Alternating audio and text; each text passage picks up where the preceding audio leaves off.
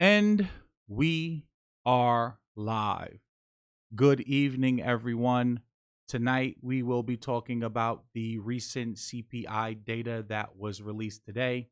And as expected, inflation is much higher than the analysts and the experts predicted. Yet, if you've been following me over the past 2 years, 3 years, I told you that we were going to experience massive amounts of inflation, and that at the end of the day, the Federal Reserve is going to pretend, and Jerome Powell is going to pretend that they're getting tough by raising interest rates. But at the end of the day, the only way the economy can truly grow is through debt and inflation. And they may try to get tough and signal to the market initially that they're trying to rein in inflation, that they're going to raise interest rates and get tough. But as you can see, even in the face of, higher rates, we're still, having inflation. And what you have to look at is you have to look at the amount of debt that we hold as a country and that we have as a country in regards to our national debt, our public debt, and the deficit. And what you have to begin to start to understand is that the government needs tax revenue to fund itself. So if the Fed tries to raise interest rates to 8%, 9%, or even 10%, because that's where rates would have to go in order to truly stomp out inflation, then you're going to kill the economy. Again, we're at what, 2.25, 2.5% Fed funds rate, and we're already starting to see the economy move into a recession. Could you imagine imagine what would happen if we get to a 5% Fed funds rate or a 7% Fed's fund rate, and we do that for a prolonged period of time? What would that do to the stock market? What would that do to the housing market? What will that do to the jobs market? And then if these things happen, now we have to factor in, if you have the economy contracting and you have stock prices coming down, then that's less capital gains taxes that the government's going to be able to pull in and fund itself. We know for a fact that the government is spending $7 trillion and they're only taking in $3.5 trillion in tax revenue on an annual basis. Well, again, if you start to make the economy contract, if the stock market keeps going down, if real estate prices continue to go down, then the government's going to have a problem funding itself. And then we get right back into the same problem all over again. Why? Because the rest of the world's not going to continue to buy our debt. So then what happens? The Fed has to go into the market and buy treasuries. So again, if you've been watching this, it's interesting to watch how so many experts can get it wrong. Yet, little old me sitting here in my office, I can somehow foreshadow what's to come. And, one thing about this, the CPI data that was released today is that this inflation isn't transitory, right? Remember, Jerome Powell was saying that it was transitory and that it's only in particular, sectors and segments. And in the end, it's going to flatten out and everything is going to be okay. And we're seeing that, no, it's not just energy. It's not just oil. It's across the board. It's food, it's services. It's like literally housing, shelter, you name it. It's across the board, broad-based inflation. So I think that it's important that we, understand where we are, understand where we're going, and then realize that eventually the market is going to call the Fed's bluff. There's only two ways out of this. Most empires, because most fiat currencies, they tend to last somewhere in regards to the ability, how long it sticks around, about 200 to 250 years in regards to a monetary system and, a fiat currency. And in the end, all fiat currencies eventually go back to their original value, which is zero.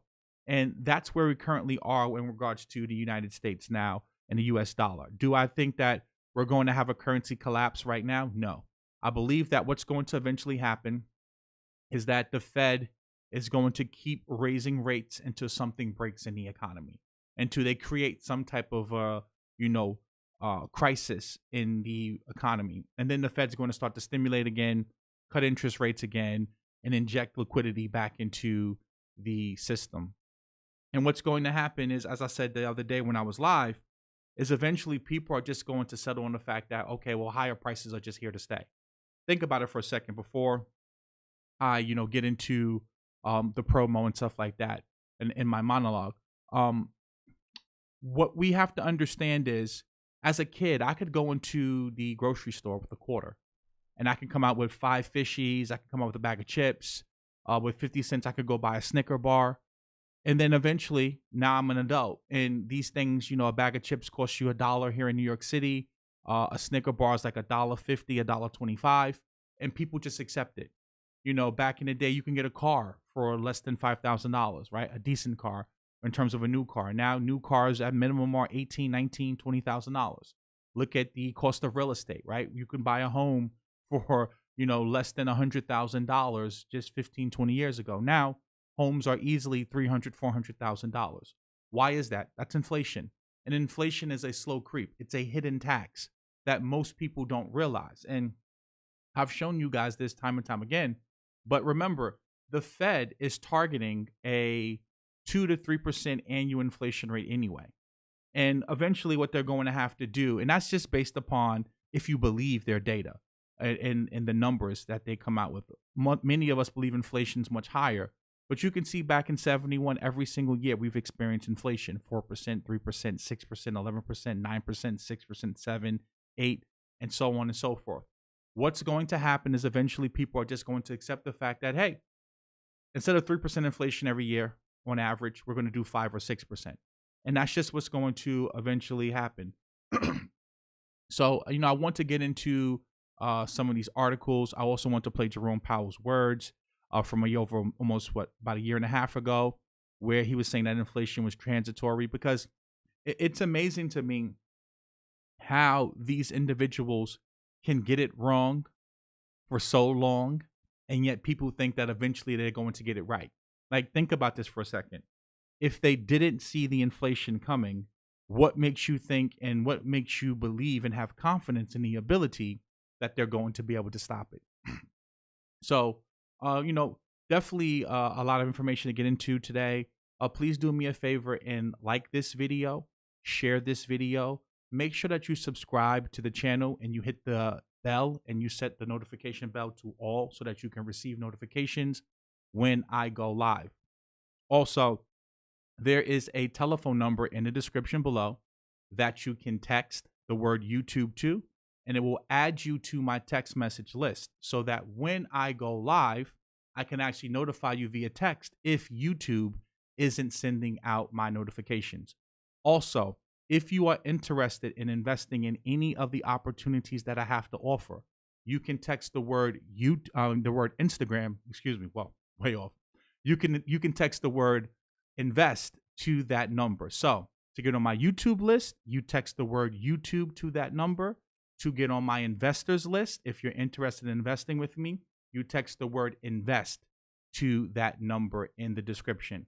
Please be mindful that my platform is growing and there's a lot of people out here that are trying to impersonate me. And I do not have a Telegram chat. I do not have a WhatsApp number. I'm not a part of any Forex or stock options trading groups. I would never DM you first, nor would I request you on Instagram or TikTok or Twitter and ask you for money. I need you to use a little bit of, more discernment. Again, I'm growing in popularity. That's what comes with the business.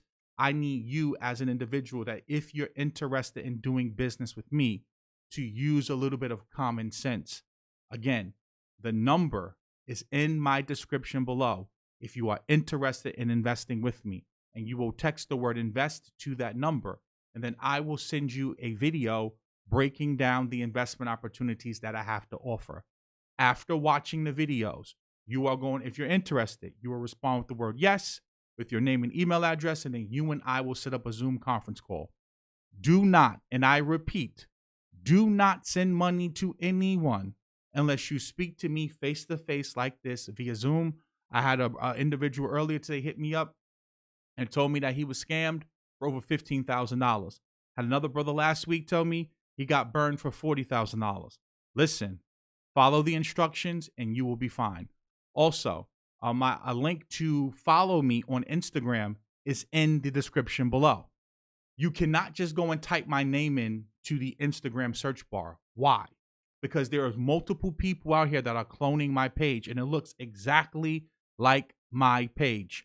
You have to click the link in the description and then follow me. That is the direct link to my Instagram page. Also, I am the founder and creator of My Tech Academy. We cover all things Web3, all things crypto, how to buy, how to sell, how to store, staking, DeFi, NFTs. If it's involved with crypto, we cover it. We have a free 3-day trial. You're welcome to come test it out to see if you like it. You can also book a consultation with me. And we also have merch available. With that being said, I think I covered all of the business to pay the bills. If you can see and hear me clearly, simply type 1 and we can get started.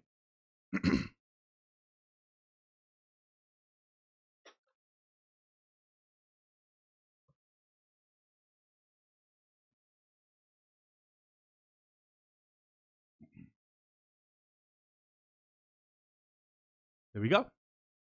So it says U.S. inflation remained high in August.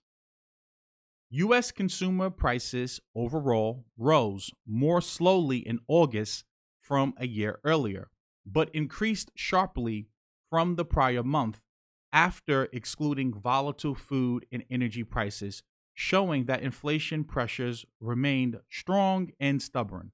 The Labor Department on Tuesday reported its consumer price index rose 8.3% in August from the same month a year ago, down from 8.5% in July and 9.1% in June, which was the highest inflation rate in 4 decades. The CPI measures what consumers pay for goods and services. So let's take a step back and kind of just unpack what's going on here. So people thought that, oh my God, inflation, is starting to go down. It's like we're here playing playing around percentage points, 8.3, 8.1. Guys, anything above 5% inflation is high, right? Because we know that this number is not reflective of what's really happening for day-to-day average Americans who are consuming products and services and goods and services. We know for a fact that we're spending way more and things are much more higher than just 8.3% or 8.1%. And see, this is the tricknology in the games that they play with you. And they try to say, oh, and then right on cue, you had Sleepy Joe come out and he goes, today's data show progress. Today's data show progress in fighting inflation. This month, prices overall were essentially flat. Gas prices were down and wages were up. That's good news for American families. My plan is showing we can lower costs, create jobs, and bring manufacturing back to America. Like a true NPC character in a game, he's just reading from a script.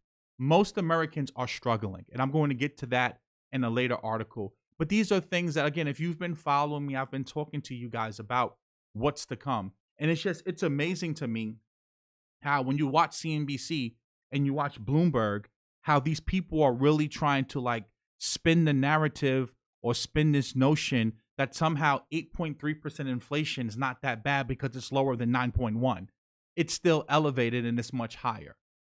And at the end of the day, what's going to happen is either the Fed is going to have to raise interest rates well above 8%, 9%, 10% for a prolonged period of time and destroy the economy to really stomp out this inflation, or we're going to have to just eventually, settle at 6% perpetual inflation on an annual basis, right?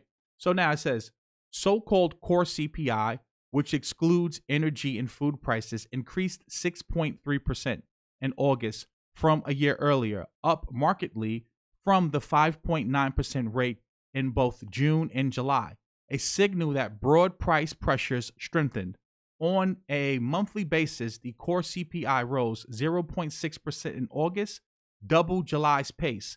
Investors and policy makers follow core inflation closely as a reflection of broad underlying inflation and as a predictor of future inflation. Now, we had this temporary rally in the markets where everyone was thinking that, see, look, inflation's going down. Powell's going to slow down on the rate hikes. And I was telling you guys, we're going lower. The market is going to trade lower. Both the crypto market and the stock market is going to go lower. And we're going to get a 75 basis point rate hike, if not maybe a full percentage point. And we know these things because, again, the market is signaling what's going on right now. We're currently at 2.25 to 2.5. And one thing about me, and I pride myself in this because I talk about these things with you guys all the time, I don't sit here and just read the news articles to you. I actually go and I take out the time, like unlike other platforms where, they read other people's work and then pretend like they predicted something and they call themselves master investors because they can read the news to you. I actually go sit here and I read these actual reports, like similar to the report that I was reading the other day about cryptocurrency and the energy usage. And then I can project as to what's to come. So if you've been following me, it's not like I'm reading an article to you and going, see, look, I know what I'm talking about. No, I've been telling you what's going to happen for the past year, 2 years, so that you can start to position your portfolio as such. Maybe you may want to short the market. Maybe you may want to move into cash.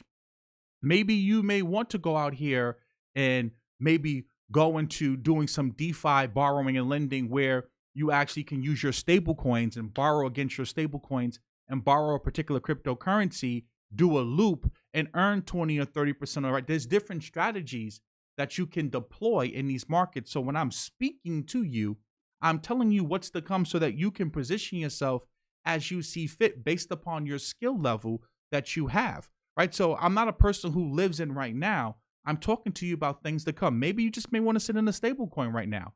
Or what the smart people would be doing is raising cash, raising capital to deploy it, because you're going to be able to buy into some of your favorite stocks, some of your favorite, real estate markets, or even some of your favorite cryptocurrencies that are going to be at a discount.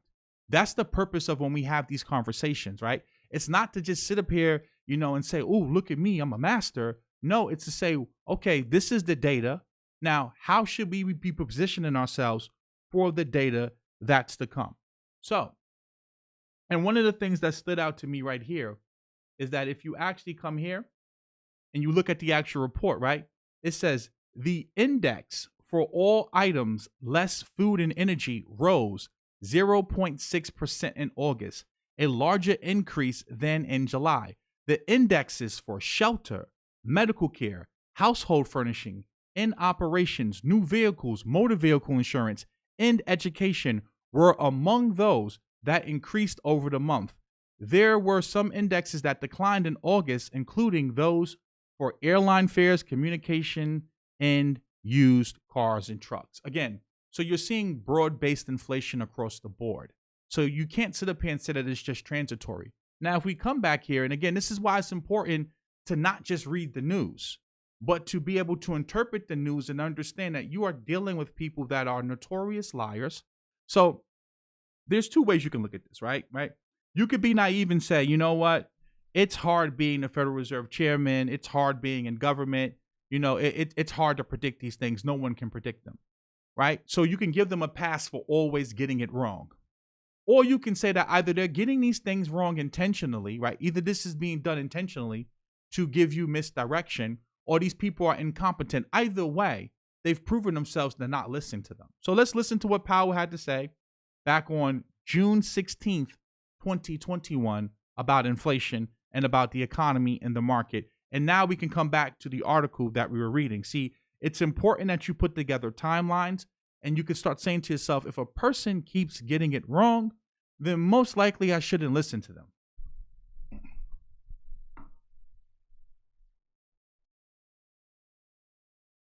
Problem now is that demand is very, very strong. Incomes are high. People have money on their in the bank accounts.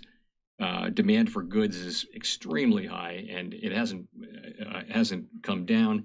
We're seeing the service sector reopening, and so you're seeing prices are moving back up off their lows there. But in terms of overcorrecting, I mean, I think there is a possibility on the other side of this that that inflation could actually be quite low going forward. But that's not really where our focus is right now. Our focus right now is we need to.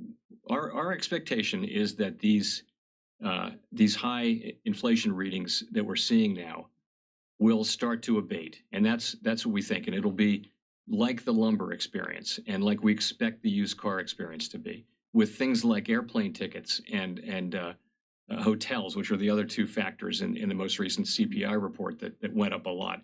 We expect that those prices will get back up to where they were, but there's no reason to think that they're going to keep going up a lot. Because if they are, people will build new hotels. There's no reason for supply and demand to be out of whack in the hotel. Again, this was back in June 16th, 2021. So over a year ago, he's telling you, oh, don't worry about inflation. It's not that bad. It's just transitory. The market's going to stabilize itself. And here we are a year later, and inflation's rampant and it's out of control. And it has nothing to do with the pandemic. It has everything to do with the money printing. And once you understand that, especially when you read books like The Creature from Jekyll Island, and you always hear me talk about these particular books because it allows you to understand that debt is money and that the only way the economy can grow is by creating debt and creating leverage, because that's what gives the actual dollar value, is by putting people into debt and forcing people to actually need dollars. That in the petrodollar system. Once you understand these two, you're able to predict what's going to come. Like, people always ask me, like, how do you know these things? I know these things because I read.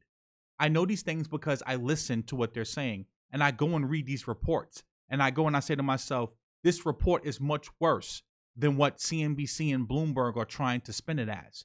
This is very, very important because most Americans, their wages are not keeping up with inflation in real terms. That's very, very important, because if you're experiencing inflation at a rate of 2 to 3% every single year, and then you get this spike of 8% and 9% year over year, that becomes problematic, because now what's happening is that you already was not getting enough raises, a raise in your paycheck over the years to outpace inflation or keep up with inflation, and then boom, you get this shock. And then you throw in automation, right, where you're having this contraction now because jobs are being automated. You have a recipe for disaster. But let's get back to the article, and then I want to get back to my guy, Jeff Booth, who's the author of the book, The Price of Tomorrow. So it says, on a monthly basis, the core CPI rose 0.6% in August, double July's pace. Investors and policymakers follow core inflation closely as a reflection of broad underlying inflation and as a predictor of future inflation. Now again, this is not my grammar, this is not my English, this is not me speaking, this is an individual quote, right? Sounds weird, but I got to read it. These data are hot and are a reflection of feed-through of higher energy prices from earlier this year. Inflation is a stubborn thing, said Jamie Cox, managing partner for Harris Financial Group, in a statement. U.S. stocks tumbled and bond yields jumped after the report showed that price pressures are proving more persistent than investors anticipated. The Dow Jones Industrial Average dropped nearly 1,300 points, or 3.9% Tuesday. The S&P 500 fell 4.3%, while the NASDAQ Composite slid 5.2%. The yield on the benchmark 10-year Treasury rose, settled at 3.4%, according to TradeWeb, up from 3.2% just before the inflation data was released. Bond prices and yields moved inversely. Again, the market is predicting now that it's a 67% chance that we're going to get a 75 basis point rate hike. And then there's a 33% chance that we may get a full percentage point. Again, look at how much turmoil we're having in the markets, and we're only at 2.25. We're only at 2.5%, 2.25. Again, ask yourself a realistic question. Do you think the Fed can get rates above 8% over a 2 to 3 year period? Right? Think about that. Ask yourself that question. What will the economy look like if we have a Fed funds rate over 8%. And I want you guys to post that in the chat. Think about that for a second. We're already in recession at 2.25. What do you think the world is going to look like and the United States will look like if we have interest rates above 5% over a 3 to 5 year period? It's not going to happen, because at that case, then there we go. I love what Ibrahim said. I want you guys to post. What do you think? What do you think the U.S. economy is going to look like? Depression at best, absolutely, right? If we're in recession already at 2.25, 2.5%, we're in depression. Understand this. No government wants that. No politician wants that on their record. So this is why they always default to and revert back to printing money. Now, follow me, because I know that many of you say, okay, well, what's your point? Where are you going with this? Right on cue. Think about this. Here we are, right? Trillions of dollars in debt. Trillion. Like if we go here, and I love to pull up the U.S. debt clock. Give me a second. So we can really just understand where we are. Because once you understand where we currently are, and I always like to pull this back up. Like, look at this for a second. We have $30 trillion of national debt. Thank you for the donation, Randy Banks. I appreciate it. That's not counting the unfunded liabilities. That's not counting Social Security, Medicare, right? When we get there, we're at $171 trillion, right? So it's important that you understand this. This is why the Fed cannot keep interest rates high for an elevated period of time, because how is the government going to fund itself? Now, right on cue, the White House throws an inflation reduction party with James Taylor as the stocks crash over a dismal 8.3%. So, President Biden threw an inflation reduction party Tuesday, even as inflation hit a worse than expected 8.3%. So think about this. Here we are experiencing inflation, and the first thing you have politicians doing is printing money, right? Printing money to reduce inflation. I want you to think about that for a second. You have politicians enacting and passing legislation to print more money that we already don't have to fight inflation. And they're going to try to spin it like, oh, we're going to pay for it by raising taxes, or it's going to make the economy more efficient. It's bullshit. It's always the same game over and over and over again. They print this money and they don't pay for it, right? So the stock market tumbled and stubbornly high prices for food and housing continue to slam Americans. Biden, 79, had classic folk rocker James Taylor kick off the White House South Lawn Bash with his 1968 hit Fire and Rain, a song repeatedly about suicide and heroin addiction, to blatantly celebrate passage of his Inflation Reduction Act spending bill. But Biden, who hailed the 74-year-old Taylor as a voice that heals our souls and unites our nations, failed to mention the market's rout sparked by a dismal Labor Department's Consumer Price Index released earlier Thursday. The disappointing monthly report showed inflation continued to remain near record highs. I don't need to read that. I want to get down to this part. Right? Still, Biden claimed to party guests that his recently passed spending bill would help reduce inflation at the kitchen table, plugging its nearly $400 billion in environmental spending, including tax credits of up to $7,500 to buy electric vehicles and subsidies for home energy efficiency, and roughly $64 billion to extend generous pandemic-era Obama subsidies, right? Republicans immediately attacked Biden as out of touch for hosting a celebration for environmental and healthcare spending bills, noting that inflation remained at its highest level since the early 1980s. You can't make it up. Hours after a terrible inflation report, the White House is hosting an inflation reduction celebration, Senator Majority Leader Mitch McConnell tweeted. It's a joke. It's like we live in an alternate reality where we're experiencing inflation because printing too much money, but then we turn around and we have the government telling us, don't worry, we're going to have an inflation reduction party because we just printed more money. But don't worry, this money that we printed for that we don't know how we're going to pay for these things. Don't worry, we're going to print more money and somehow it's going to reduce inflation. Why am I saying this to you? This is why when you hear Powell and individuals saying, oh my God, he's going to go to 8%, he's going to go to 10%. There's no way. Prime example, right in the UK, they're having problems right now because of Russia with the pipeline and them getting natural gas to heat their homes. Well, guess what the politicians are introducing bills to do? Print money to reduce the energy crisis. Again, whenever you have a crisis, why am I saying this to you? Politicians never opt for the right thing to do. They're never going to you're not going to have a Paul Volcker moment and jack up interest rates north of 12%, 13%. It's not going to happen. All politicians are going to eventually go out here and print money because at the end of the day, they want to get reelected, right? And no politician wants to have a depression on their record. So they're going to go, they will go out here and do what they need to do. Now, one of the interesting things about this is that if you actually look, Lawrence Summers came out here and said this too. He said, today's CPI report confirms that the U.S. has a serious inflation problem. Core inflation is higher this month than for the quarter, higher this quarter than last quarter, higher this half of the year than the previous one, and higher last year than the previous one. Now, he's a part of the World Economic Forum and the Great Reset Agenda. And what he came out and said is that we need to spike unemployment. So he's basically saying that we need to kill the economy to kill inflation.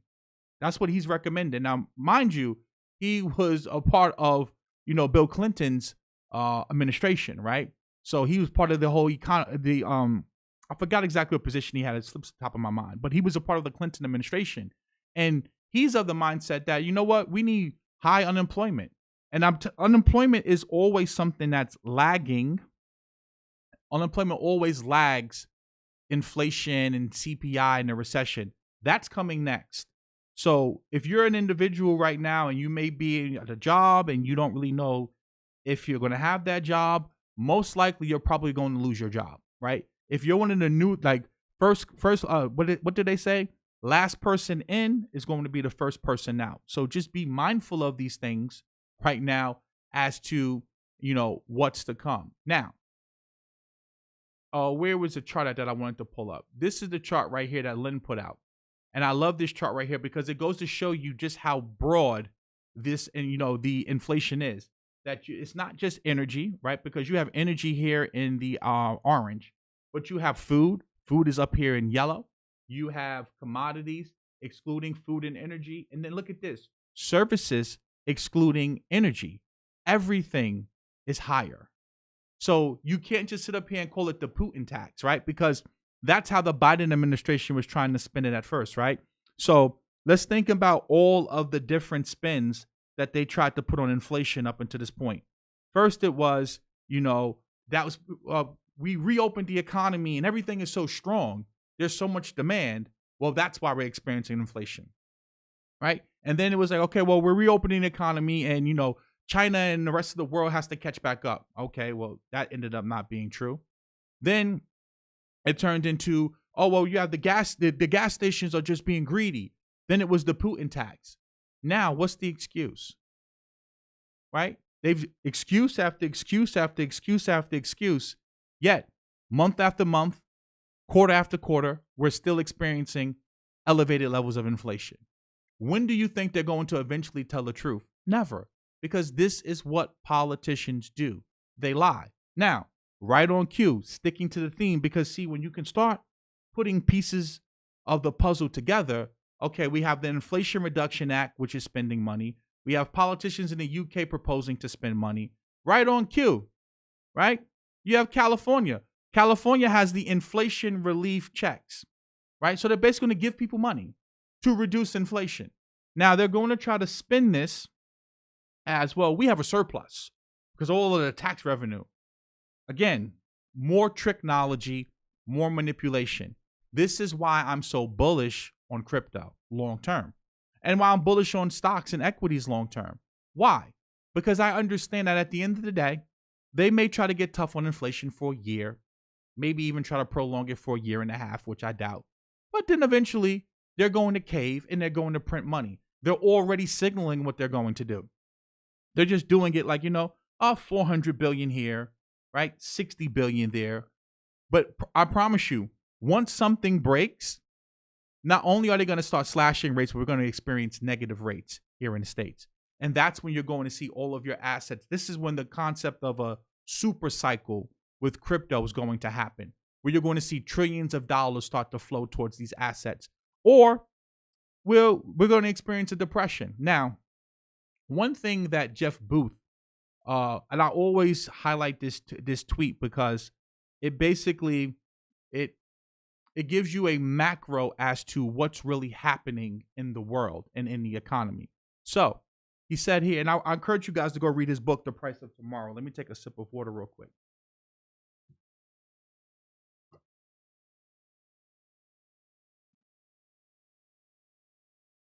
So he talks about the game of Monopoly, and he says, in the game Monopoly, once enough properties are owned by a single player, renters can't afford to pay rents and are therefore forced into bankruptcy, and the game ends. For those who have played, you will notice how the system works. Once you have an early advantage, the game becomes easier because you have all of the rents to acquire more properties, add more houses, hotels. A positive feedback loop is created, concentrating wealth. You might also notice that the wealth in the game might be due to luck. Landing on the right squares early in the game gives you a massive advantage. Right place, right time. Talking about the boomers and how they were able to build wealth and how inflation benefited them because they were able to land on these squares earlier in life. Whereas millennials and younger, we did not have those same opportunities. Conversely, missing out on acquiring those assets early creates a negative feedback loop, which also reinforces on itself. The poor become poorer, and until they become insolvent as they move around the board, paying higher and higher rents. Fortunately, it is just a game. The game ends. Someone gets bragging rights, and all are given a fresh chance to win when the game begins anew with everyone being equal. But what would happen if the same positive and negative feedback loops happened in life? He's talking about real life, with the winners acquiring ever more because they had the assets first, concentrating their wealth and enjoying privileged access to the best education, medical, and other services. And for the sake of argument, let's imagine in the life game that there was a giant force, let's call it a central bank, the Federal Reserve, that could not let asset prices fall, which only concentrated wealth faster and wouldn't allow a reset of the game where new players had a chance. How long would the losers of the game keep playing the game when they realized the game was rigged against them? What if they couldn't pay their rents, medical bills, education, and the game continuing to get worse? What if the game wouldn't end for them? What would they do? More importantly, if you were them, what would you do? You might listen and elect leaders who tell you they will give you free money without asking where that money comes from, or rise up against the winners and burn the game down to the ground, revolutions, right? Now, again, what do you think is going to happen? People are going to go out here and they're going to vote for people like Biden because Biden's going to promise people free things. They're going to go out here and vote for Governor Newsom. Why? Because he's giving you an inflation relief check. So this is why I say to you guys, where am I going with this? The Fed can get tough and they can raise rates for the next year, maybe even a year and a half. But eventually, they're going to cave to political pressure like they've been doing, which is what got us to where we are right now.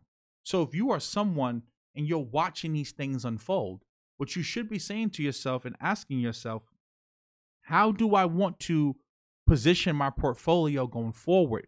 What strategies do I want to put out here? Thank you so much, Randy Banks. I appreciate it so much because it definitely motivates me to want to come here and create content because, again, it takes time to put together this information and research these things. But as we can see, inflation is broad-based. You have politicians already caving, and we're only at 2.25. So I believe on the 21st, we're going to get a 75 basis point rate hike, maybe even a full percentage point. And now look at this, right? Remember, we're foreshadowing. Look what's happening right now with mortgage rates. This right now is looking at a 30-year fixed rate mortgage average with Freddie Mac, and we're already right below 6%. And I would say that we're above 6%. Some places are 6.5%. And look how fast, because basically mortgage rates, right, especially for the 30-year, they tend to be double or close or near double what the Fed funds rate is, right? So if the Fed's fund rate is at 2.5, then as you can see, we're up here at 5. And the actual 30-year interest rate, the mortgage rate, it tends to move a little bit faster to the upside than the Fed funds rate, right? So right now the market's predicting that we're probably going to get to about 3.25, maybe 3.5, which is why we're at 6%. What do you think mortgage rates are going to be if we get to 5% Fed funds rate? We're talking about a 10% 30-year, right, fixed mortgage rate. What does that do to the real estate market now? See, you have to start thinking about this domino effect, right? And now what happens to all of those jobs? What happens to the entire industry? What happens to all of that? Because it becomes a domino effect. Remember, your consumption is someone else's job. Well, if you stop consuming or you cut back on your consuming, that means that businesses stop making money. If businesses stop making money, then they have to lay off employees. So you get this negative feedback loop. And right on cue, I was reading this article, and it was interesting when I was reading this article here. Let's see if I can find it here. Here we go. Right? So it says, inflation infighting. Honey, do we really need those pine nuts? So what you're starting to see is because people are struggling financially and, they have to start making decisions in regards to what to eat, what to buy, what to cut back. Again, starts the domino effect. 70% of our economy is based upon people consuming.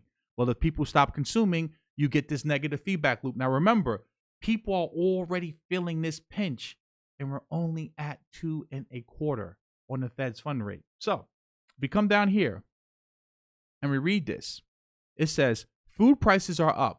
So are disputes about what goes in the shopping cart. If I buy more of my milk before the one in the fridge is empty, there's going to be hell to pay, said Liebel Sternbach, a financial advisor.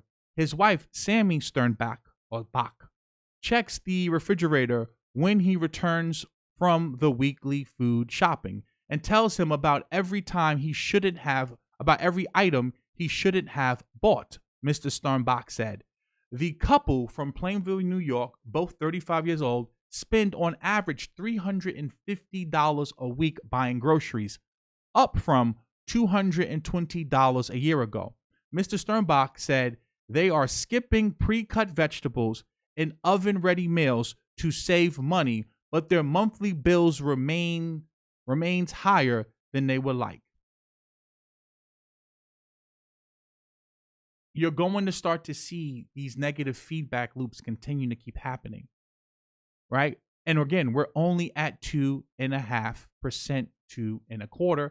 And again, they're predicting that we're going to get up to about, what they're predicting, 3 to 3.25 with this new rate hike. Again, Jerome Powell cannot stop inflation. And eventually they're going to, bow out and say, you know what? We're going to raise our target rate for inflation from 2 to 3%. We're going to raise it to 5%.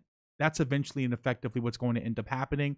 And just like I said, when I was a kid, how I could go to the, store with a quarter or with $1 and I could feel rich. People are just going to naturally accept what the new inflation is going to be.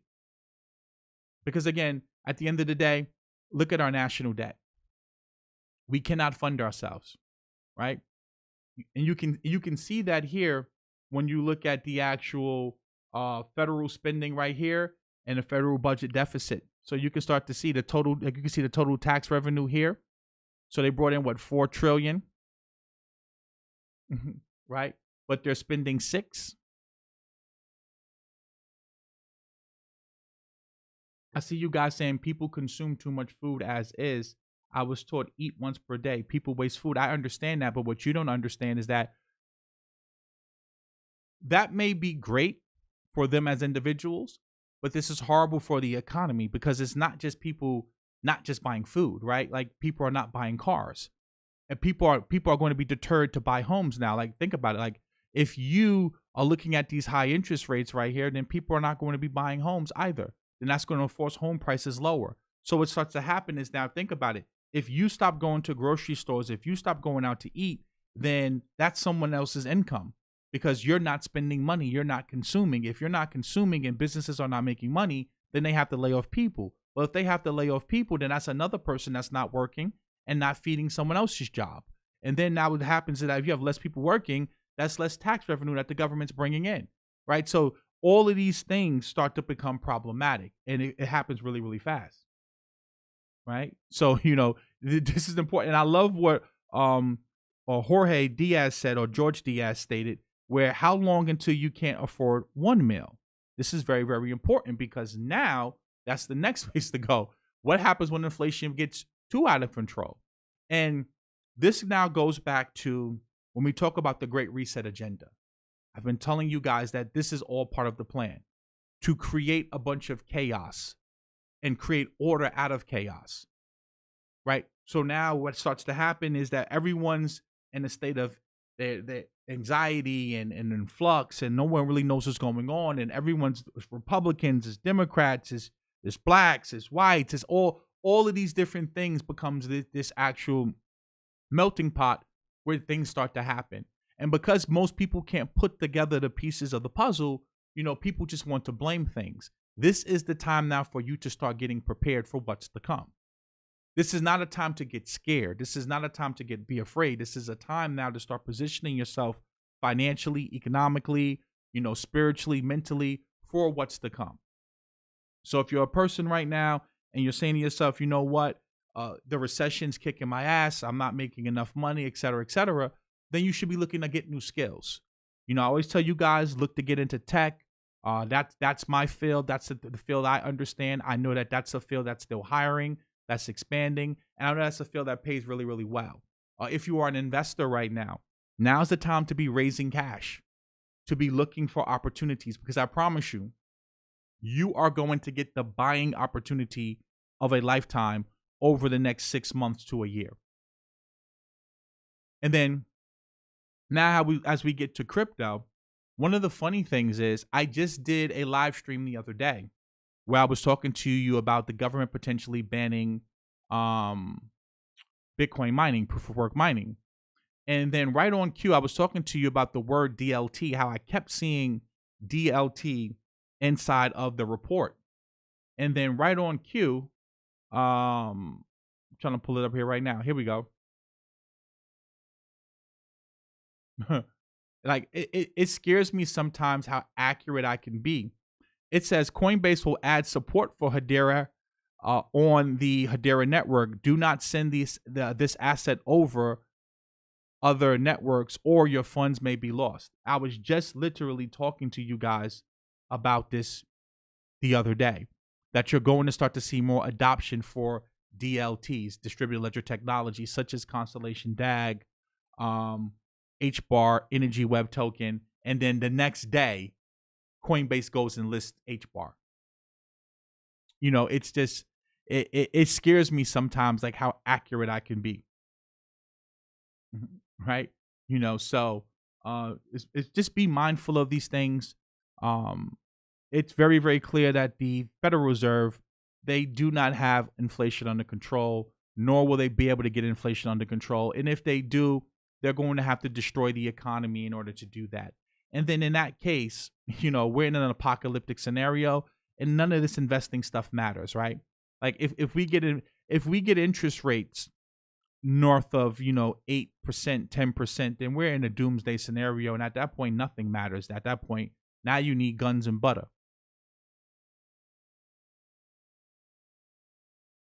So I'll take a few questions. We're coming up on a 50-minute mark.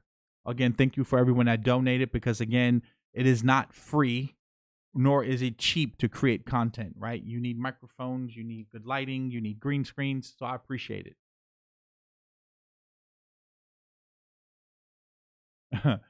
Prosperous CJ says these people are sociopaths indeed. Yeah, it's just it is amazing to me how you can have like an Inflation Reduction Act and we're experiencing this rate of inflation.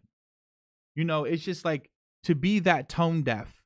But again, if you read books like The Creature from Jekyll Island, then you would understand that this is par for the course. Where's gold headed in December? I believe gold's going to probably trade lower. You know, I've told you guys for a while now,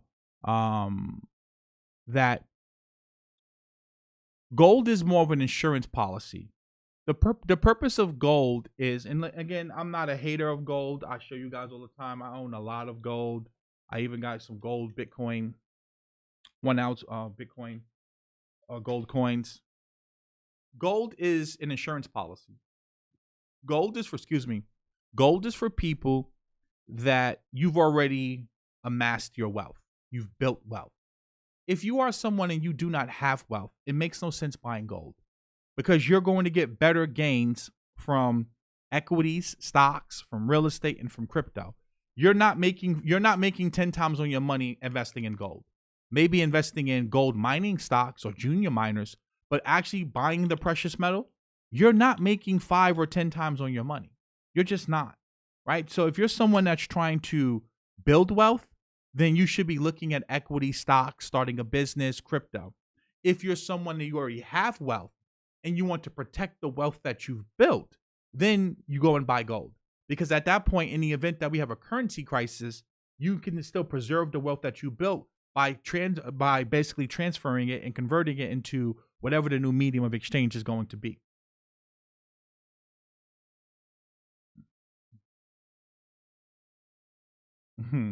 Dwayne K said, I need to go and apply for a job at BlackRock. Todd Mack, yes, I've started definitely diving into Constellation DAG. I love the things that I'm seeing with the project and how it's designed. Again, being different from a blockchain. I've been in HBAR for 2 years now, so maybe even 3. I've been in HBAR for, and I love what I'm seeing with Constellation DAG. The market cap is extremely low. One thing, and I spoke about this the other day, that what I've started to realize over some time now is that you're going to get this blend between centralization and decentralization, right? So I'm looking for cryptocurrencies that are trying to be carbon neutral or reduce their carbon footprint. This is where Energy Web Token comes into play. This is where HBAR comes into play. This is where Constellation DAG comes into play. And one thing that stood out to me when I was reading that report, and there's no coincidence that the White House released that report on the 8th, and you have the Ethereum merge coming up tomorrow, right? Like, clearly that's coordinated. And one thing I'm very good at is putting the pieces of the puzzle together and just starting to understand that you have this quote unquote social credit score for businesses known as ESG, which stands for environmental, social, and governance grade, a score that's applied to corporations. And basically, these large institutional investors like BlackRock, et cetera, they're only going to invest in your business if you are abiding by those rules set by ESG and the standards. And what they're going to start doing with crypto, remember, we're here to make money at the end of the day. Many of these cryptocurrencies are going to get funding because they are abiding by the quote unquote guidelines set by ESG.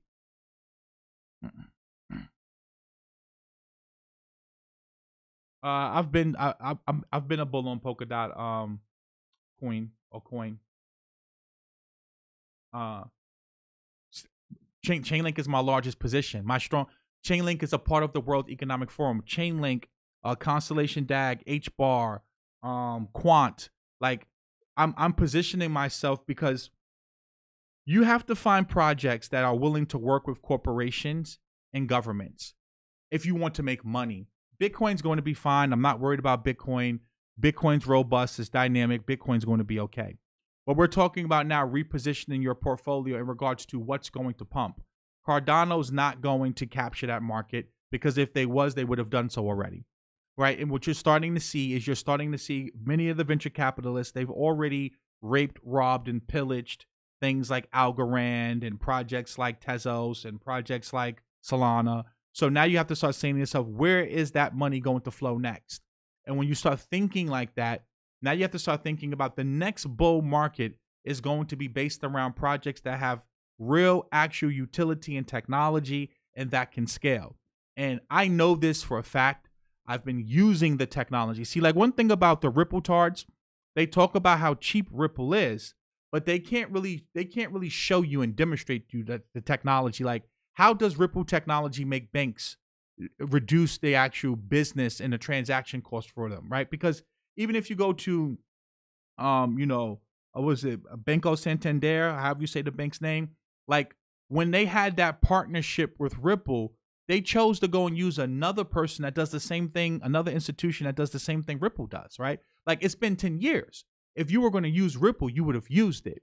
So when I start seeing stuff like that, like I understand that the powers that be, they're going to be looking for technology that can actually deliver.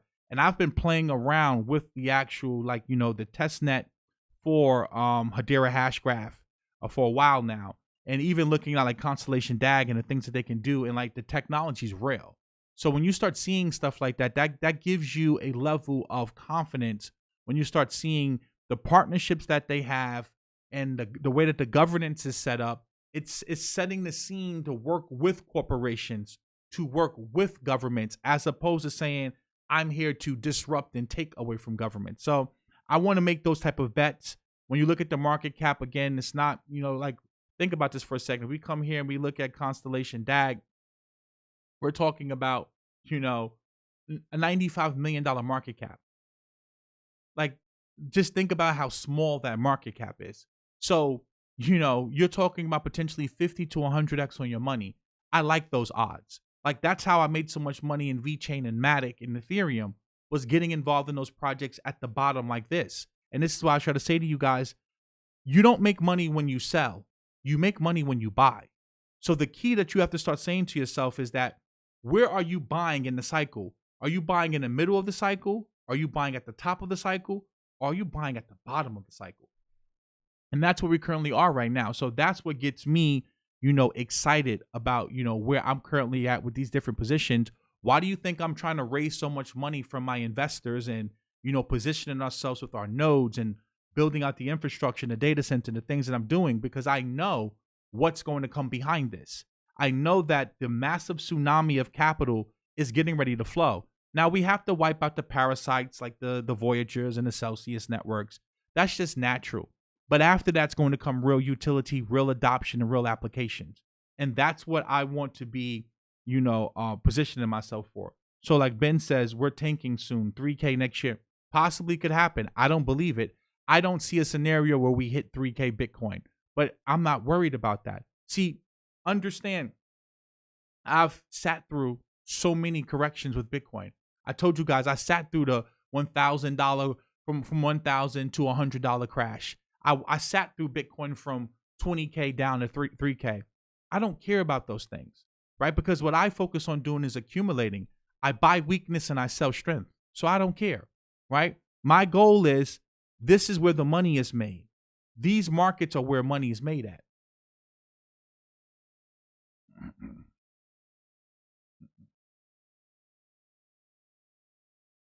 Serious inquiry about Hex. Guys, you know where I stand on Hex.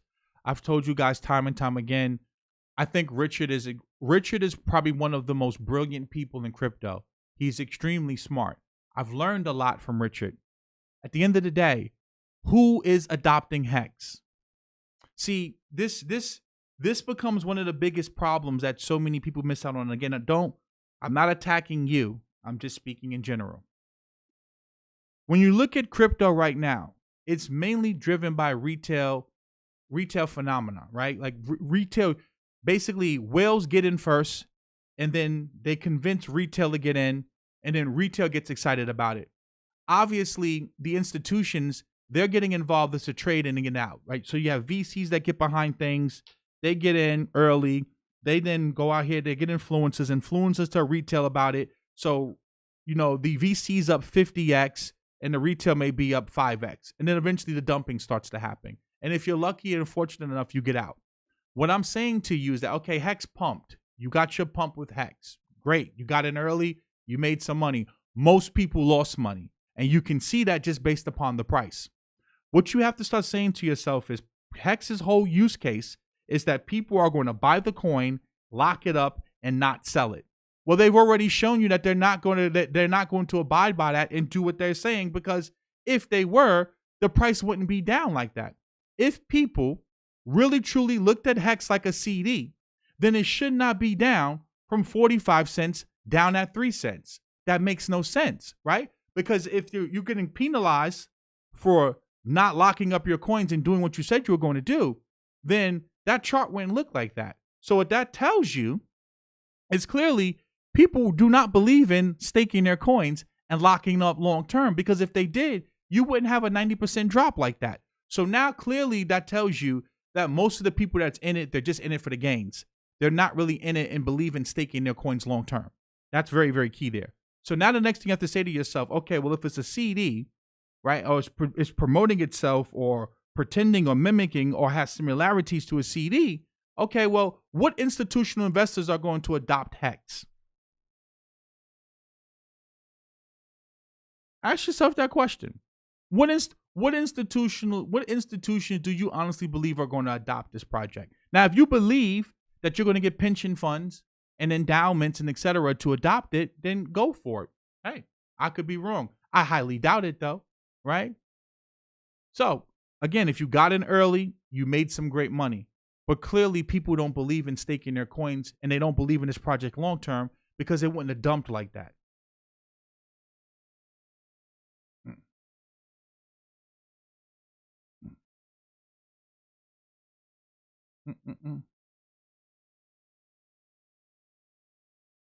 So look what Scorpion said, and I love when people like Scorpion come. They make it interesting. You're beautiful. He says, no power, no internet, no cell phones, no crypto. What, you think we're going to go back to the Stone Age? Guys, can you name any time in modern history where we had no internet, no phones, right? No power, just a blackout. You know, I've been online now going, when did I first find out about Alex Jones? Back in like what, 2008, 2009. And it amazes me just how people, they always have these apocalyptic scenarios. You know, like I remember back like in Y2K, the computers were not going to be able to, switch to the year 2000. So everything was going to crash. And then we went from 1999, baby, to 2000 with no problem. Then it was the Mayan calendar in 2008, 2012, the 2012 conspiracy. Well, shit, here we are a decade later. Nothing happened. Then it was supposed to be like these reptilian shape-shifting aliens, and then like Planet Nibiru and Planet X and everything was going to line up, and then all of the interdimensional beings were going to come. Well, the aliens are still hiding. They're nowhere to be found, and it's like, then I remember, Obama was going to be president forever. That was another conspiracy theory. Obama was never going to step down and he was going to have youth brigades out here. That never happened. So, it's like, we sit here and we talk about like these apocalyptic scenarios that are never going to happen when we have enough real things happening, like artificial intelligence, cloning, gene editing, like things that really are happening. But yet somehow we believe that we're going to lose the grid. The energy grid is going to go down. There's going to be no power. And then the world's just going to end. I mean, like at a certain point, we have to mature and stop looking for these, far-fetched conspiracy theories and just look for things that you can actually prove and see right here in front of your face. Like you have a private bank printing your money. You have a criminal organization printing your money. We don't gotta go look for, robot chakras and go to the fifth dimension to find these things. We can see these things. It's in government documents. We have the NSA spying on us left and right? Eric Snowden and the guy from Julian Assange proved that. Like, see, we don't got to go look for conspiracy theories. We can find real things that are in our face, right? We don't got to, the grid's going to go down. Yeah, okay, keep believing that.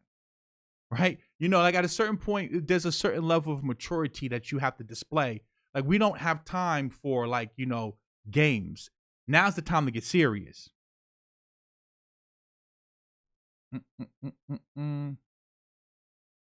Scotty Pimpin, let me show you something, right? Anytime you want to buy a cryptocurrency, let me show you what you can do. You just simply come over here to Coin Market Cap and you can click over here and you can go to markets and it'll tell you all of the exchanges that it's currently on.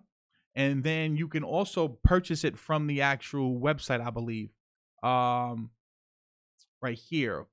I believe that you can right here. So if you come over here to Constellation DAG, you can buy it over here as well by just simply clicking on Get DAG, and you can buy it right here on the website. So you can either get it through KuCoin. I told you guys that I get most of my exotic cryptocurrencies from MEXC. Again, I teach you guys that in the academy for those of you who are interested in learning how to use a VPN properly, how to get to these different exchanges. If you want to try to do it on your own, you could do that. But again, you simply go to markets and it tells you all of the exchanges is on, or you can purchase it right here. I've been loading up on Constellation DAG. I've already been in HBAR, made a good amount of money in HBAR. Just haven't been talking about it a lot. If you're in the academy, you've seen it was on my list of coins. But that's another way. And then someone said, look, Stargazer has Constellation DAG. So you can purchase it right from the site, or you can go over here and you can get it here.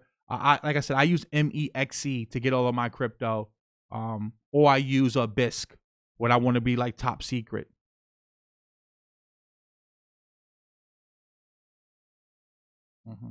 Oh yeah, we have a my business partner Bruce. He handles the technical analysis stuff inside of My Tech Academy. That's another feature that we've added.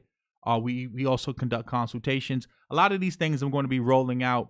What I'm going to do is I'm going to make like an intro, and kind of like it's going to be like our promo. Like, so I'll do like the introduction. Hey, you know what we're talking about for the day, and then I'll have like a 5-minute promo, and then we'll get to the actual video.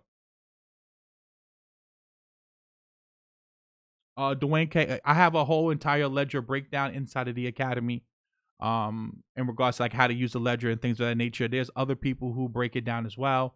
But like a lot of my content, I make it premium just because I go into more detail than you're going to find on YouTube. And then also part of being a part of My Tech Academy and being in our group is that you can learn from other people that are sharing resources with you. So that was the whole purpose of that. This weekend, we're going to get into some DeFi strategies, teaching you guys how to hedge with perps, perpetuals. That's either going to be Saturday or Sunday. Then next week, we're going to get back into tracking whale wallets. So we're going to get deeper into Excel and building out your list. I'm going to restart the coding bootcamp building stuff probably this weekend as well, too. So again, all of that stuff's for like, you know, people who are part of the academy. Because at the end of the day, guys, you know, this stuff is not cheap. It's not free to put together this stuff. You know, the camera, the microphone, the lighting, the amount of work I have to do reading these reports. Like, you know, to read this actual, you know, CPI report that came out today, the press release and all of that. It took me, you know, about an hour of my day to kind of put together this stuff, and then go here, read the Wall Street Journal articles. That's another hour here or there, you know. So all of this stuff takes time, which is why I reserve certain things for the paid group, because I can go into more details. At the end of the day, time is money. Silver is a great buy. Silver is a better buy than gold. You guys know I own a lot of, you know, silver. I even got a little small 1 ounce bars here. You know, I have all of this stuff right here. You know, 1 ounce American Eagle coins. I own a tremendous amount of precious metals because I have wealth, right? Like when you have wealth, you park your wealth in precious metals. If you don't have wealth, you should not be buying precious metals. If you're a person, you're trying to build wealth, you should be either starting a business or getting a better paying job, and then taking the extra money that you're making from your job and investing in crypto, investing in stocks. And then as you build wealth, you then park that into precious metals or real estate. Dwayne Kiss says I'm a broke boy. There's nothing wrong with being broke, man, and just, you know, scour YouTube and see if you can find some people that you trust, you know, besides BitBoy Crypto. But yeah, silver has industrial use cases. It is the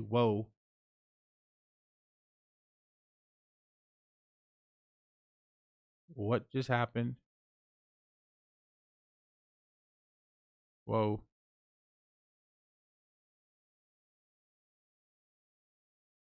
Am I still here? Yeah, I'm still here. So I disappeared for a second. But yeah, silver actually has, industrial use cases. So it's the fastest conductor of electricity. And in most cases, once you put silver into, actual like hardware, machines, equipment, you can't really melt it down and get it back, right? So silver actually, and if you look at the silver to gold ratio in regards to price and just the stock to flow, silver is definitely grossly undervalued. So I'm definitely much more bullish on silver than I am gold, which is why you can see I have way more silver than I own gold. hmm Will teams be responsible for rug pulls in the future? Absolutely. Um, you know, one thing that we will start to see with crypto, and this is just kind of like where I'm starting to see things going, is that like governance is going to be very, very key because the Ripple case, like I truly believe that Ripple wanted to get Ripple's like an attack on crypto, right? Ripple wants to get the SEC involved so that they can kind of, squash out competition, right? Because John D. Rockefeller said it the best: competition is a sin. So in most cases, regulation really isn't there to protect you and I. It's there to keep out competition because most smaller cryptocurrency projects are not going to have the budget that Ripple has to be regulatory compliant. So what that's going to do is force a lot of smaller projects to have to go to bigger projects or get acquired by bigger projects because they're going to be able to use the rules and regulations passed by the SEC to basically block out competition. Because at the end of the day, Ripple's just full of a bunch of slime balls and sleazy people. At the end of the day, like, or the whole community is just a bunch of sleazy ass people, if you ask me. But when you take a step back and you understand that basically, like, you'll have people in a public, they're like, oh my God, I can't believe that they're doing this to us. And in reality, behind the scenes, they're really cool with regulators and they want these type of things to happen. It's sort of like how Republicans and Democrats act like they don't like each other. They hate each other, but then you see them, they go to golf together and the kids go to school together. It's just political theater, right? So you have to be able to see beyond those things. But what's going to happen with the Ripple case is it's going to set a regulatory framework for how crypto is going to be regulated going forward. And projects like Chainlink, HBAR, Constellation DAG, or Energy Web Token, those fit right up the alley of being securities, right? Like at the end of the day.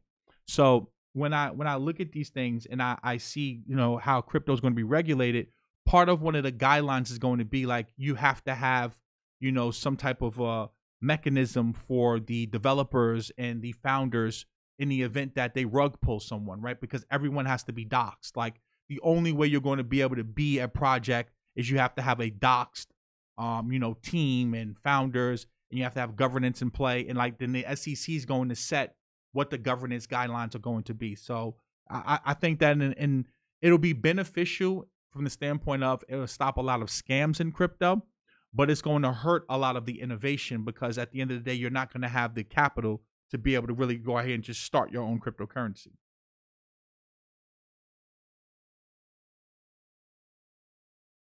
I am Waf. Thanks for the donation. Says hi. I just sent an email to My Tech Academy. Look forward to inquiring about its opportunity further. Thanks. No problem.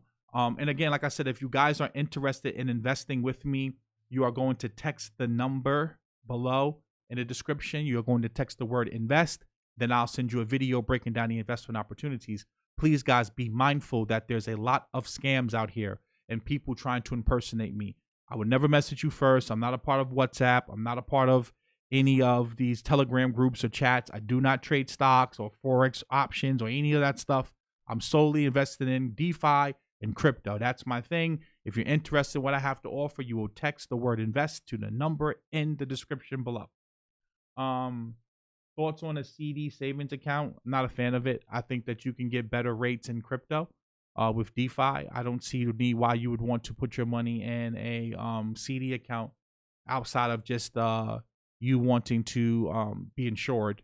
right? By having your money locked up. But at the end of the day, you can get better rates in DeFi. Like if you come here and you pull up something like a Beefy Finance, and I have a video talking about this, like, if we come over here to Beefy Finance right now and we just look, we can come here and see, just look at the rates on stable coins right here. Like, let's look at the APYs. So let's filter it by that. We're looking at all chains.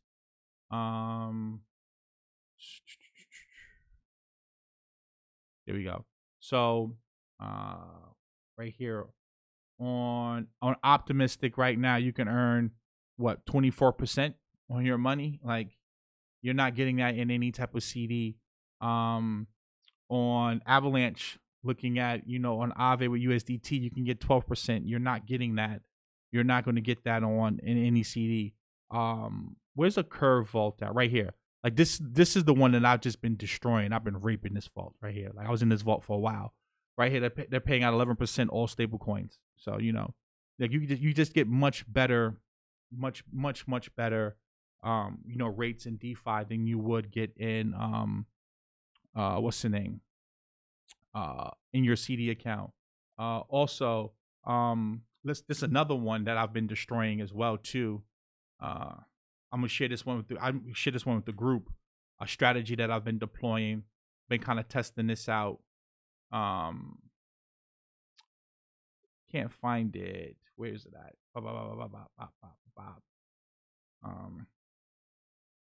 See if I can find the link. This is the one right here. No. Here we go. Boom. Give me a second. So, giving you guys some free game real quick. Like this is right here. Project that I've been involved in, and just look at the rates that it was paying much higher than this. I've been destroying this. I've been testing it out with my own money, just because I don't want to see you guys get burned. But like, look at this right here. Paying out 20% on 2 stable coins. Like you can't beat that. You're just not going to get that anywhere else. And this was paying much higher.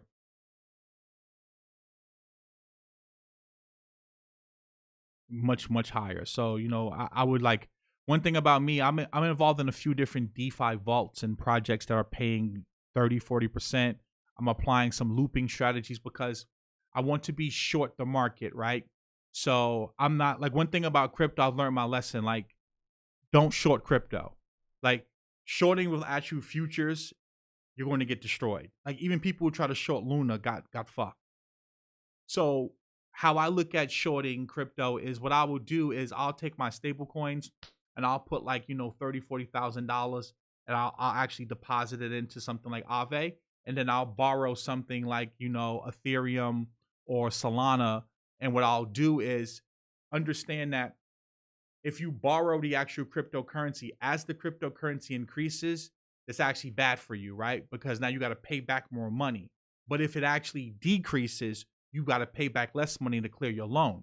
So now what you can do is you can do something a looping strategy where you can actually take it and actually stake the actual Solana, and then take the liquid Solana and then go back and deposit it back into Aave again, and you can just keep looping it over and over and over again. So this is a strategy that I'm gonna talk to you guys about later. Well, those of you in the academy, where if you want to be short the market, this is a way where you can like start compounding the 5% that you're getting over and over and over again, because effectively you're just going to keep staking it over and over and over and over again.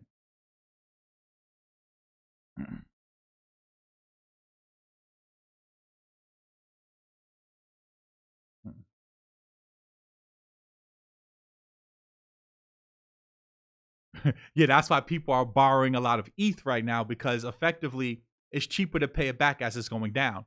And then you're making the third, because you're compounding that 5 or that 8% that you could be getting from something like Lido. So you're just basically looping it over and over again.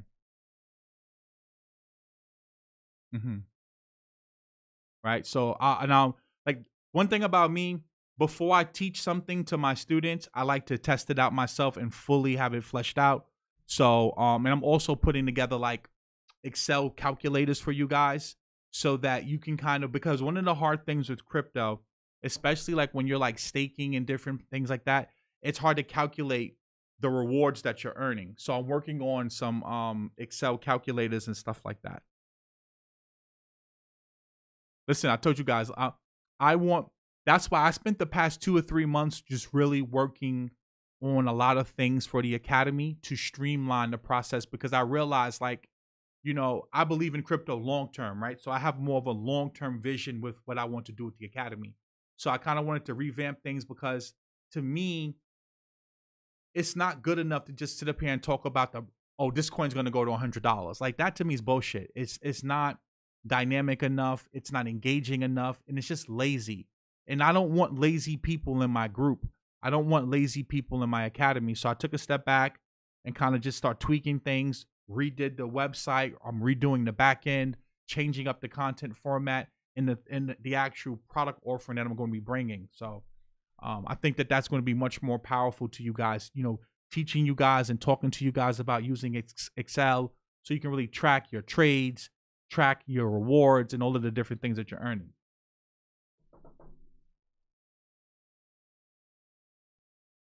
How does one profit in real estate when people can't afford properties and rents? Because some people can afford it, right? You have to understand that everyone's not going to be impacted negatively, right? And I think that people need to understand these things, right? Like, everyone's not going to be impacted negatively. There will be pockets of the economy that thrive as well too. So this is why real estate's all about location, location, location. And this ties back into, why do you think you're starting to see, like, in places like New York, LA, and Chicago, where they're getting rid of cash bail? And they're basically saying that, like, you can murder someone, you can get caught with a DUI, you could get caught with a gun, and we're not going to hold you over, right? Because what they want to do is they want to create these purge-like scenarios in these urban cities. So that's not going to be reflective everywhere. There will be places where people have jobs and things are doing well. Like when I go to Miami, like, everybody has money. You would not think that we were in a recession if you went to a place like Miami, right? Versus, like, go to the South Bronx here in New York City and you see nothing but poverty everywhere, right? So I think when you're buying real estate and you're doing real estate, it's all about location, right? Location, location, location. And knowing, like, not over leveraging yourself. If you know what you're doing, you're going to be fine. If you don't, you're going to get burned. Right? It's all about just knowing how to navigate in these particular scenarios. And I think you'll be fine. I'm not, I know what I'm doing and what I should not be doing when it comes to investing. And this is why understanding economics and trends are important, because when you're reading these type of reports, and this is why, like I was saying to you guys about when I was reading the energy report that came out from the White House, I didn't go, oh my God, they're going to ban crypto. They're not banning this technology. They couldn't if they wanted to. They couldn't even do it if they tried. But more importantly, that told me that this technology is serious and that it's actually a threat, and they want to try to figure out a way to harness it because it is the future.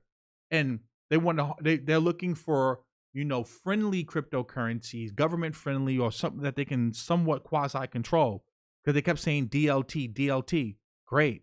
So I need to start looking for those projects, because that money is going to flow. You can still be a Bitcoin bull and believe in decentralization, but also understand that you're an investor here to make money, and that there's a certain criteria that institutional investors are going to be looking for to invest. So that's just the difference. MHZ Boxer says, due to the merge, Aave have temporarily suspended borrowing on ETH. Yeah, for right now. But remember, guys, I've been yield farming, staking, applying strategies for years now, right? So I'm not worried about the temporary shutdown. I told you guys how I already feel about the merge. I think it centralizes Ethereum to in a certain degree, and that's just the reality. You know me, I'm a straight shooter. That does not mean that Ethereum is bad. It does not mean that it's a scam. It does not mean that you shouldn't put any money in it. Actually, I think it's going to help Ethereum. The fact that it can be controlled and you can censor transactions is going to make institutions feel better about putting money into it. Am I still a fan of Moonbeam? Absolutely. You need bridges to Ethereum into the EVM. So the Solidity is not going anywhere. Ethereum has all the liquidity. It has all of the applications. So you're going to need bridges, right, and compatibility with Ethereum.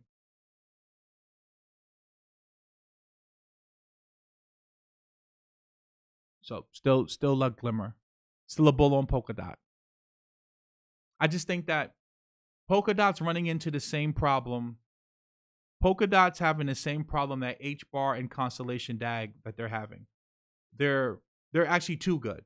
See, one thing you have to understand about most people in crypto, they're stupid, right? Like most people in crypto that are here, they're not here for the technology. Most people are here to make money.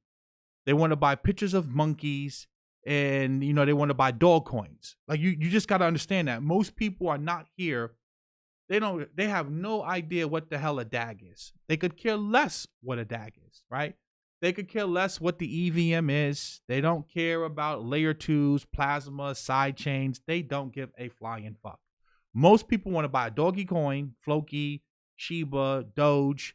They want to buy some, they want to buy some, Elon coin, and they want to get rich.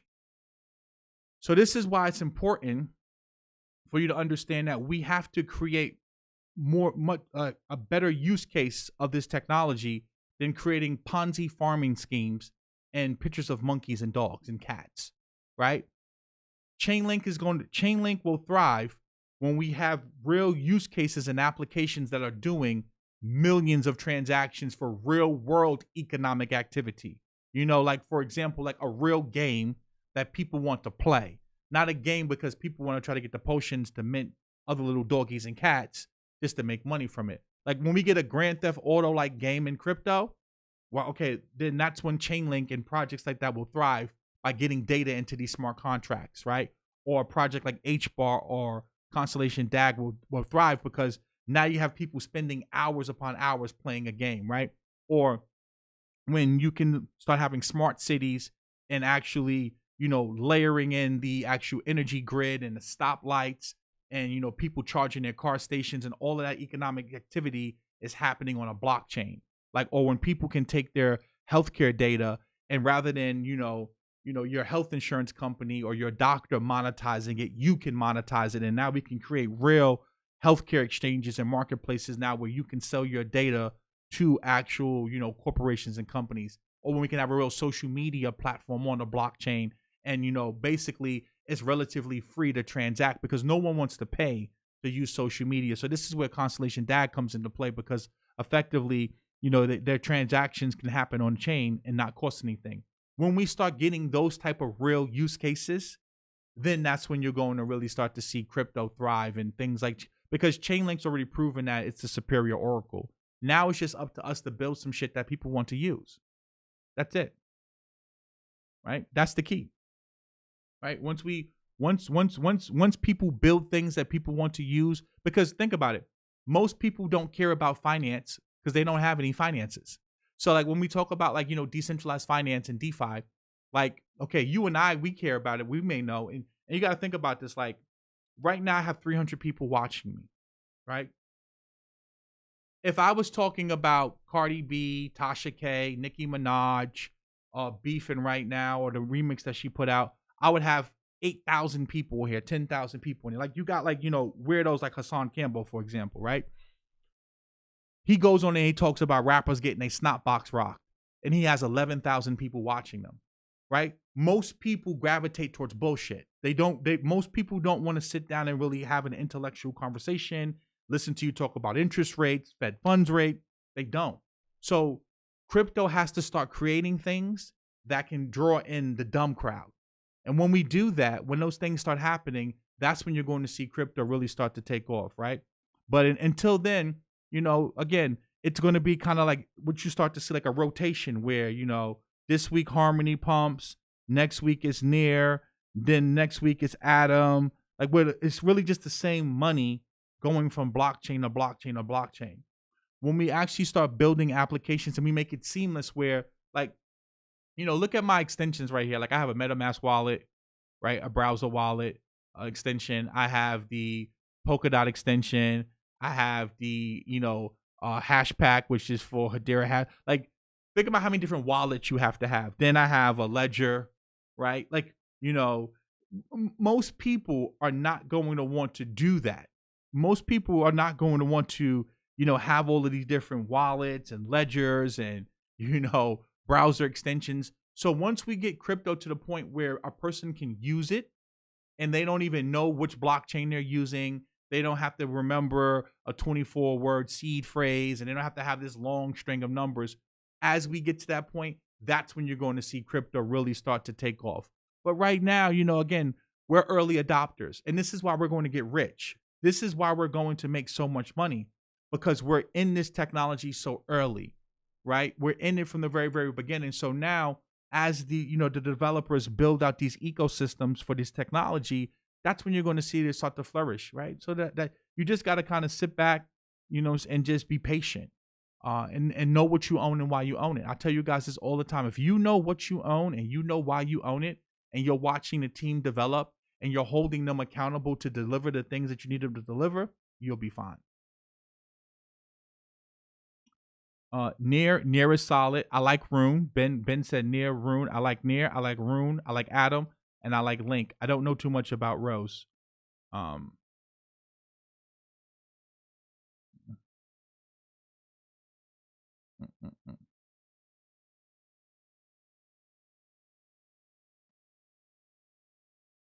Lusco.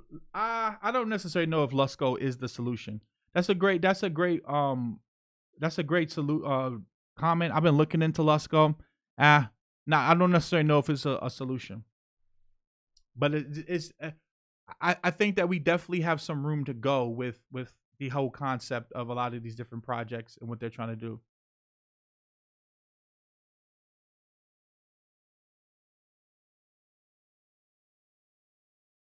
But I've definitely looked into it. Have you looked into CeeLo? No, I haven't. Rose are affiliated with Meta. Yeah, don't know too much about it. But yeah, I've looked into Lusco. I'm just like,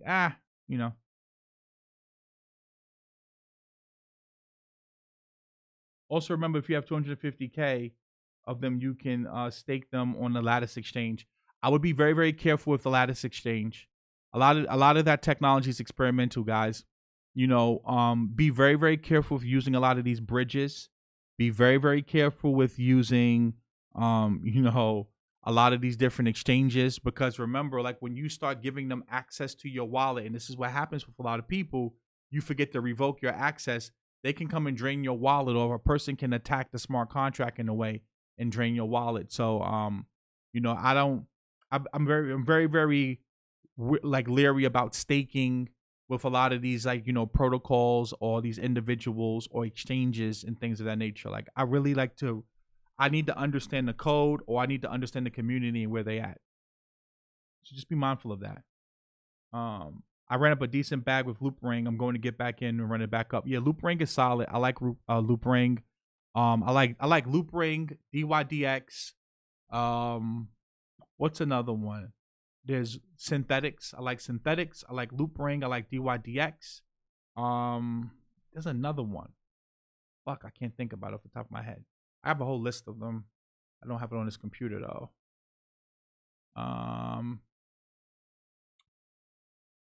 GMX. I made a great amount of money in GMX.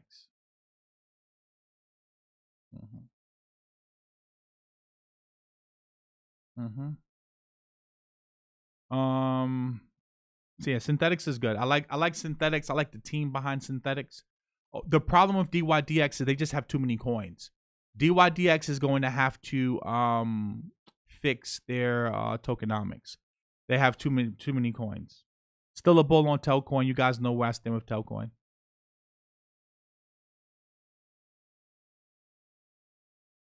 Of course, I run validator nodes for Avalanche and Ethereum. So those are some of the investment opportunities that I have for you guys. For those of you who are interested, I like Avalanche. I like what they're doing. I went to the little get together and meetup that they had in Brooklyn here in New York. Solid project, solid team. I also like the fact that they're willing to play dirty, that they're willing to sue their competitors to get their secrets and kind of their information. So I think that that's good too.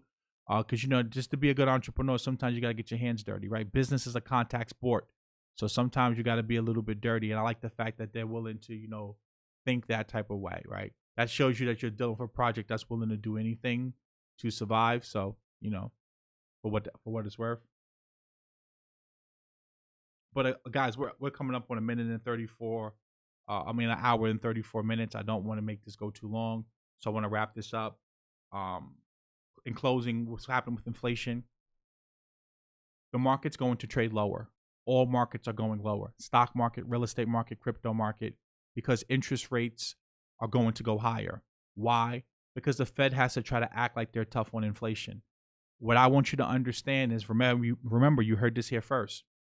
If we're experiencing a recession at 2.25% or 2.5% Fed funds rate, what do you think the economy is going to look like at 5% Fed funds rate or 10% for a year or 2 years? We'll be in a damn depression. And right on cue, when you see Biden coming out with the Inflation Reduction Act, which is basically printing money, and you see California coming out with inflation relief, that tells you all you need to know. You have to be able to weather this storm, be smart, be mindful, know what you own, why you own it. Remember, wealth is built when you buy, not when you sell. If you know what you own, why you own it, and you're picking the places that you want to buy it at, and you're buying at favorable prices, you will be okay. With that being said, guys, please like the video, share the video, subscribe, hit the notification bell. Make sure that you set it to all. Also, do not forget to join my text message list for YouTube. When I go live, I will text you. Simply text the word YouTube to the number in my description. If you're interested in investing with me in the different investment opportunities that I have, you are going to text the word invest to the number in the description as well. Also, if you're interested in joining my Tech Academy, where we cover all things Web3, how to buy, how to sell, NFTs, staking coins, DeFi, just so much more. You could come try out our free 3-day trial that we have to offer. You can even book a consultation with myself and my partner, who's absolutely phenomenal when it comes to technical analysis, when it comes to fundamental analysis. For those of you that are in the academy, we have a whole fundamental analysis course that's just been released. Also, Bruce has put together technical analysis for the week for the particular coins that many of you guys are interested in. Also, if you want to follow me, you can simply click the link and follow me on Instagram. Again, guys, in ending, do not send money to anyone unless you speak to me face to face. Okay? I am not a part of any Telegram groups, WhatsApp chats. I do not have stock options groups. I do not have Forex groups. It is not hard to actually go out here and clone my pages. If you want to follow me on Instagram, you click the link that's in my description and it will take you directly to my page. Do not go trying to search for me on Instagram, because what's going to happen is you're going to come across a bunch of clone pages and you're going to get scammed. I had a brother hit me up today. He got burned for $15,000. I had a brother who lost $40,000 last week. Please, I want to do business with you just as bad as you want to do business with me, right? So follow these instructions and you will be fine. With that being said, guys, I'll see you probably tomorrow when I go live. Be safe out here. Understand that investing is a game of patience. As long as you have the patience, everything will be fine. Have a good night, guys.